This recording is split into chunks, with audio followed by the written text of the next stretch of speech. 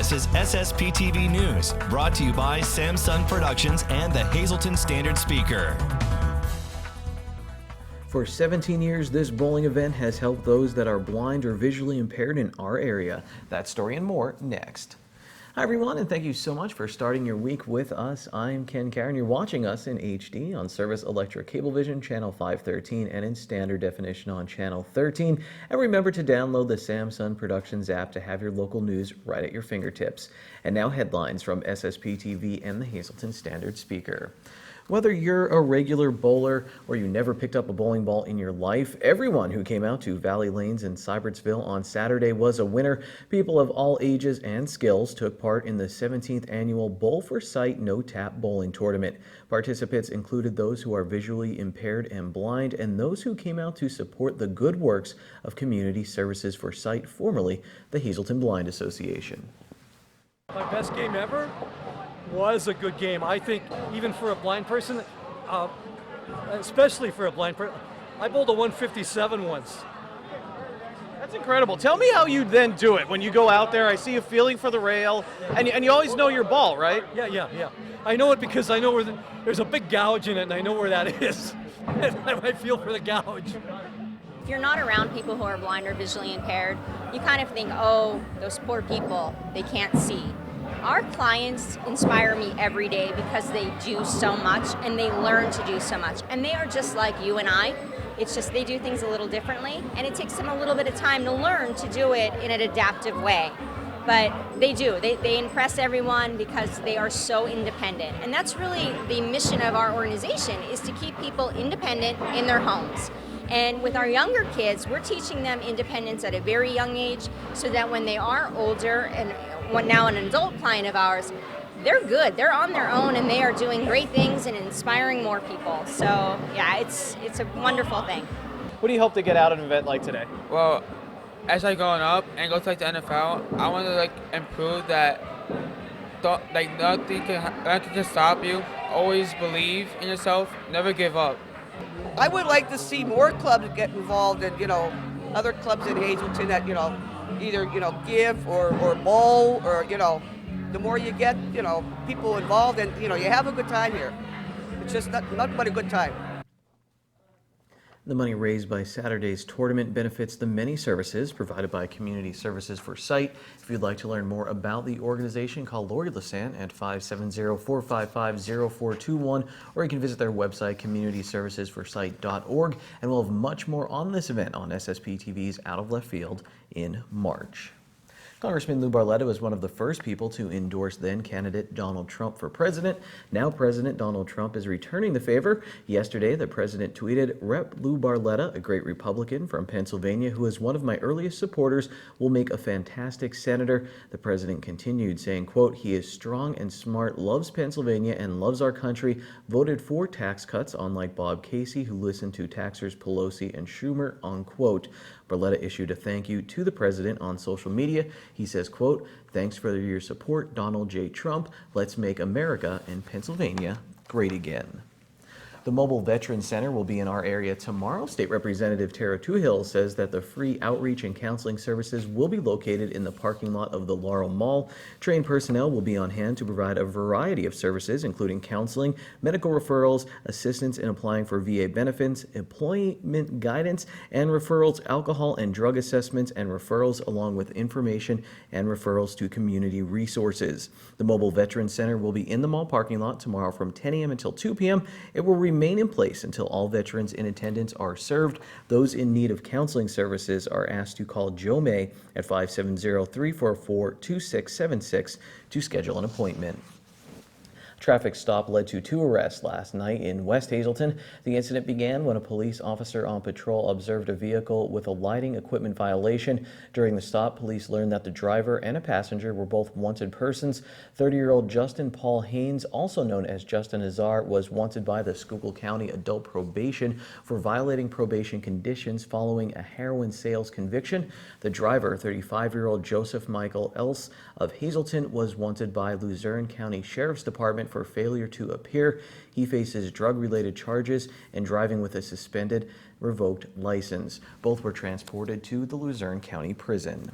And the crackdown continues in Monoy City. Police conducted a search for fugitives hiding within the borough limits on Friday. 49-year-old Michael Kane was located and taken into custody in the 600 block of East Center Street on a Schuylkill County bench warrant. 30-year-old Cynthia Vasquez was taken into custody in the unit block of South A Street, also on a bench warrant. Both were transported to the Schuylkill County Prison. So we're going to be keeping tabs on the Olympic medal count here on SSPTV News. Sunday night medals were handed out in the team ice skating event. Clark Summit native Adam Rippon finished third in the men's single portion of the competition, giving his team an important 8 points toward their score. The U.S. finished third and grabbed bronze. Canada was first, and the Olympic athletes from Russia were second. Along with Rippon's performance, Mirai Nagasu became the first woman from the United States to land a triple axel at the Olympics. She placed second.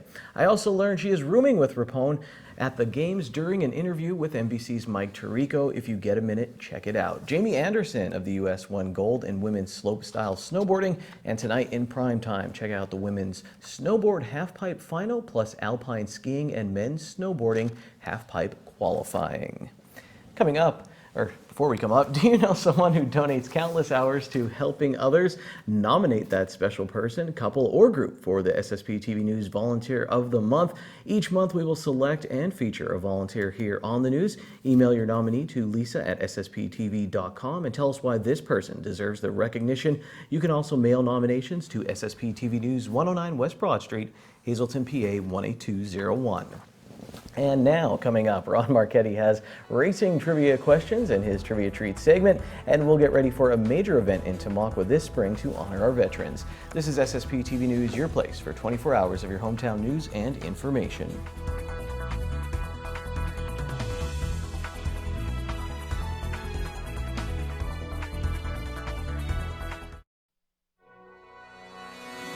This is SSPTV News, brought to you by Samsung Productions and the Hazleton Standard Speaker.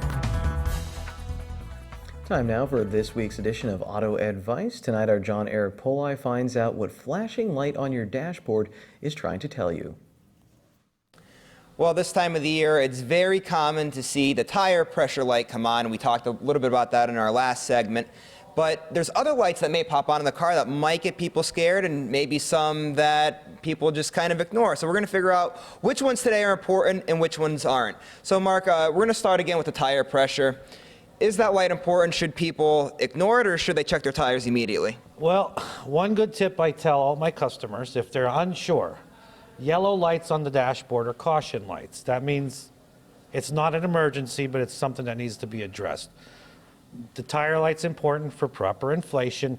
A lot of times their check engine light will come on, and it's a yellow light as well.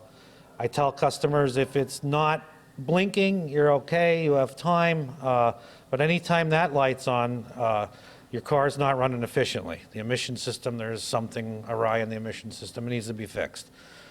Red lights mean stop. Oil light, temperature light, coolant light, all those red lights, you should stop that car and make sure it's checked, or get somewhere as soon as you can and have it checked out. And if someone's lights do pop on, you could help them out with whatever problems they have, right? Absolutely. Yep, we've been through that many, many times over the years. Yeah, we're capable of taking care of most all those problems. And I know you said that there's yellow and red lights. Right. You touched on some of the yellow lights like check engine, tire pressure. What are some of those red lights that might pop on and might get people concerned? Red lights would be like coolant, engine coolant. If you're losing coolant, the light's going to come on because it's getting hot, the car's starting to overheat. And of course, oil. The oil light, if a little oil can shows, or it's flashing, or your oil gauge is pinned, you definitely have problems. You've got to get in and get it checked ASAP. Well, thanks, Mark. Obviously, again, very helpful hints. If anyone has any problems with your car, whether it's a yellow light, a red light, something simple as tire pressure, come on down here to Luzerne Tire. Mark could help you out. Any of his employees could help you out. And remember to keep watching SSPTV News. Time now for weather on SSPTV News. after a warm weekend, let's see what the work week is shaping up to look like. Here's our forecast now from the National Weather Service. Tonight will be mostly clear and we'll have a low of 15 degrees. And then on Tuesday, sunny with a high in the mid-30s. Tuesday night, mostly cloudy, low of 26 degrees. Wednesday, we do have a slight chance of showers after 1 p.m. It will be partly sunny, high of 45 degrees. At night, 60% chance of rain, mostly cloudy, low of 40 degrees. 40% chance of showers on Thursday, mostly cloudy, high of 55. Thursday night, 60% chance of showers, cloudy, low of 37. Friday, 40% chance of showers, mostly cloudy, high of 45. And then Friday night, mostly cloudy, low of 18 degrees. 2018 marks the 150th anniversary of Memorial Day, and one community in our area is doing its part to hold a major celebration, starting on May 1st actually, and then culminating on their Memorial Day celebration on May 28th. I'm talking about the borough of Tamaqua and a group that is called Tamaqua Remembers. And these two gentlemen here today with me are volunteers with that organization. To my left is Eric Zitzelman, and to my right is Steve Ulickney, both from Tamaqua. Eric, I guess I'll start with you. How did this all come about that you wanted to host such a major celebration in Tamaqua? Well, to clarify, the Tamaqua American Legion is actually responsible for both the parade and the services.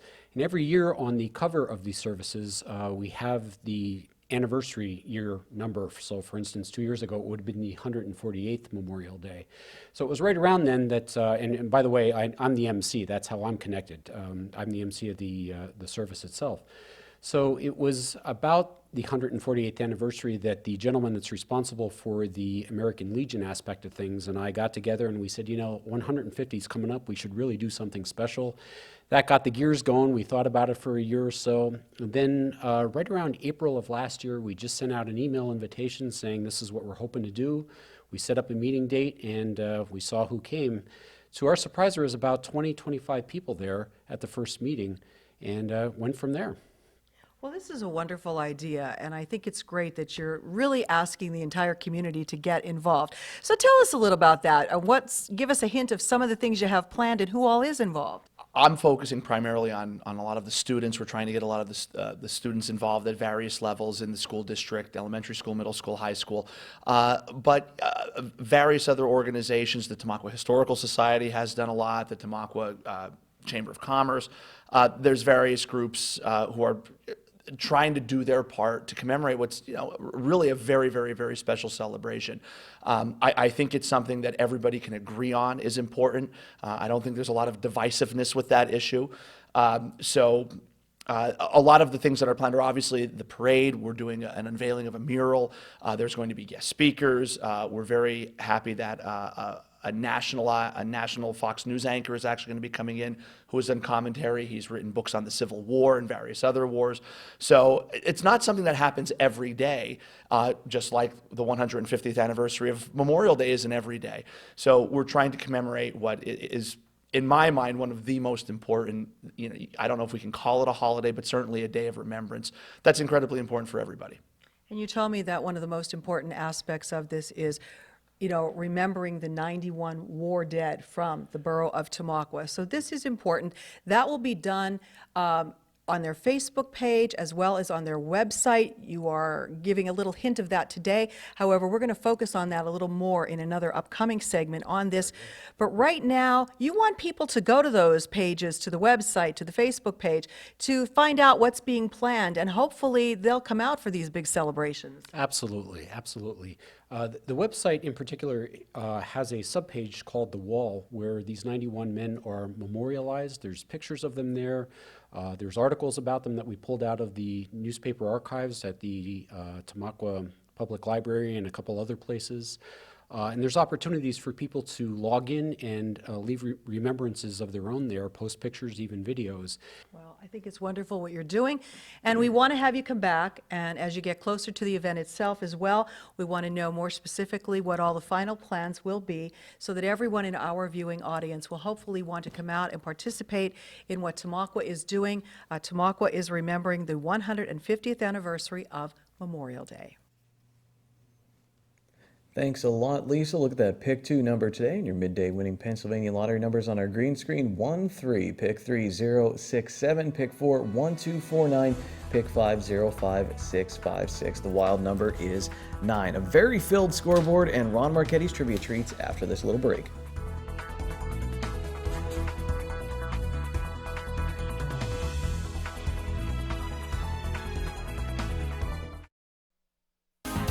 Time now for sports on SSPTV News. Let's dive right into results from the Schuylkill League Swimming and Diving Championships on the SSPTV Standard Speaker Scoreboard. Marion's Danny Berlitz, he won a state gold medal last year in the 500 freestyle, and he is this year's Schuylkill League champion in the 200 and 500 free. He set a league pool and area record in the 200 in beating out North Schuylkill's Reggie Crawford. The North Schuylkill Spartans didn't just make a splash at this event, though. They made a tidal wave. More on that in a moment. Maddie Dando of Marion won gold in the 100 backstroke and 100 free. Monoy area's Caleb Snyder won the 50 free, and teammate Chris Boxter won the 100 breaststroke. Tamaqua's Lexi Kerstetter is the champion in the 50 back. Tamaqua swept the diving competition with Billy Frederick winning for the boys, and teammate Billy Shilko took silver, and Tressa Barron won the girls competition. Now to North Schuylkill and the amazingly great, awesome, not bad, very good day. Reggie Crawford won the 100 freestyle. Joey Antola took first in the 200 IM and the 50 butterfly. Riley Belinsky won the 50 butterfly and the 100 butterfly. Bryn D'Angelo was first in the 200 IM, and Kylie Malums was victorious in the 500 free. And the girls 400 freestyle team of D'Angelo, Malums, Elizabeth, Andrukevich, and Belinsky also won gold. The Hazelton area girls beat Pittston in the pool. Bridget Reed, Haley Sanko, and Megan Llewellyn won 2 events for the Lady Cougars, and a 13-0 run to close out the first half. And Renee Figueroa's 44 points helped Panther Valley beat Marion in boys basketball and lock up the Schuylkill League Division III championship. Crestwood beat Hazelton area in girls basketball to jump the Lady Cougars in the Wyoming Valley Conference Division I standings. The Lady Comets are now in first place with a week to play. And the North Schuylkill girls wrapped up a perfect season in the Schuylkill League with a win over Pine Grove. Avery Jordan had 21 points in the comeback win. So North Schuylkill, the Division I champ, will play Division II champ Minersville on Wednesday in the Schuylkill League playoffs. Monoy area, the Division III champ, will play the winner of Pine Grove and Lehighton. They're playing in a game to decide the wild card winner. The Lady Bears beat Williams Valley over the weekend. The Marion girls beat Nativity and Penn State Hazelton. The women, they fell to Penn State Schuylkill. Hazelton area Cougars have clinched at least a share of the Wyoming Valley Conference Division I boys basketball championship. They beat Crestwood in a league game over the weekend, and they also won a non-league contest. MMI, they lost to Wyoming Seminary, and Pine Grove defeated North Schuylkill. Penn State Hazelton men swept a pair of games over the weekend. They went to triple overtime to get the win over Penn State Schuylkill. Shane Nelson had 27 points and 11 rebounds for Penn State Hazelton. Monoy area lost a non-league game, and Weatherly beat Shenandoah Valley in girls basketball. Pottsville beat Tamaqua in a Schuylkill League Division I matchup, and Tamaqua topped Pocono Mountain East in wrestling. And the Wilkes-Barre Scranton Penguins and Providence split 2 games over the weekend. And now here's Ron Marchetti with a really, really tough trivia question on this Monday.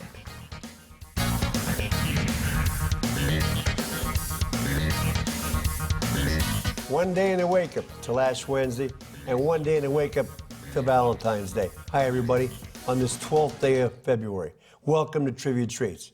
Exactly 60 years ago, in 1958, British European airliner crashed on a takeoff during a snowstorm in Munich, Germany, claiming the lives of 8 members of England's Manchester United soccer team and 15 others. The plane had stopped in Munich to refuel en route to London from Belgrade, Yugoslavia, where Manchester United tied Red Star Belgrade in the European Cup match the day before. However, after winning the First Division Championship in England for the past 2 seasons, the team's makeshift squad will sink to 9th place by the end of that 1957-58 season. A clock perpetually stopped at 3:04, the time of the crash, is one of the many memorials at Old Trafford, the home ground of Manchester United. That one was for Kenny Cara, a youth soccer fan, and this one is for Liddy Racing fan, who was the first woman to compete, not win, just compete in the Daytona 500 and the Indy 500. Again, who was the first woman to compete in the Daytona 500 and the Indianapolis 500. I could feel an overwhelming response. Danica Patrick. That was an easy one. Too easy, but it's the wrong answer. Janet Guthrie broke the barrier as the first woman to compete in each race. She raced in the Daytona 500 in 1977 at the age of 39 and finished 12th. Guthrie then qualified for the Indy 500 the same year, but ended up in 29th place due to mechanical problems. She raced in 2 more Indy 500 races with a high finish of 9th in 1978, a record for a woman until Danica Patrick crossed the finish line 4th in 2005. Guthrie competed in 33 NASCAR races over 4 seasons, and her best finish was 6th at Bristol in 1977, which held the record for a woman on the circuit until Patrick tied it in 2014. And finally, 49 years ago tomorrow in 1969, Ted Williams was hired as manager of the Washington Senators, one of the greatest players in baseball history. Frequently said he had an ambition to manage.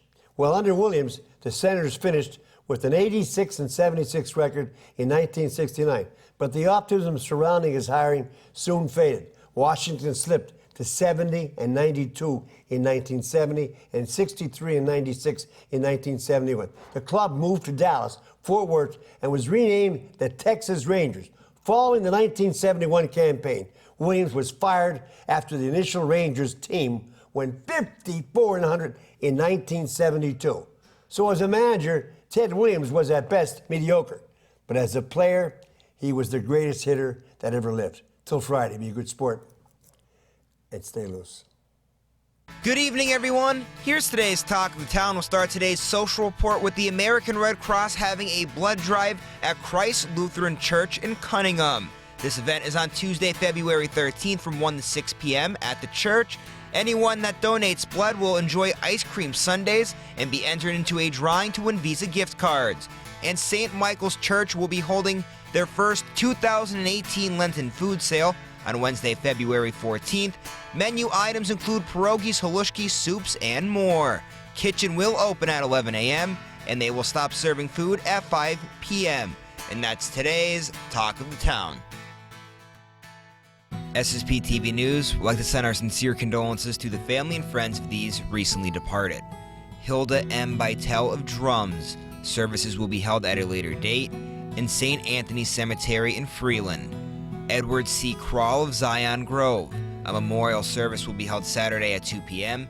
at Black Creek United Methodist Church in Sugarloaf Township. Friends may call Saturday from 1 to 2 p.m. at the church. The Harmon Funeral Home in Rock Glen is assisting the family. Marie Michelle Payne of Sugarloaf Township. Service will be Thursday at 12 p.m. at the Harmon Funeral Home in Rock Glen. Friends may call Thursday from 10 a.m. until 12 noon at the funeral home. And Thomas J. Sheridan of Vladimir. Mass is Friday at 10 a.m. at St. Joseph's Church. The Joseph A. Moran Funeral Home in Hazleton is in charge of the arrangements.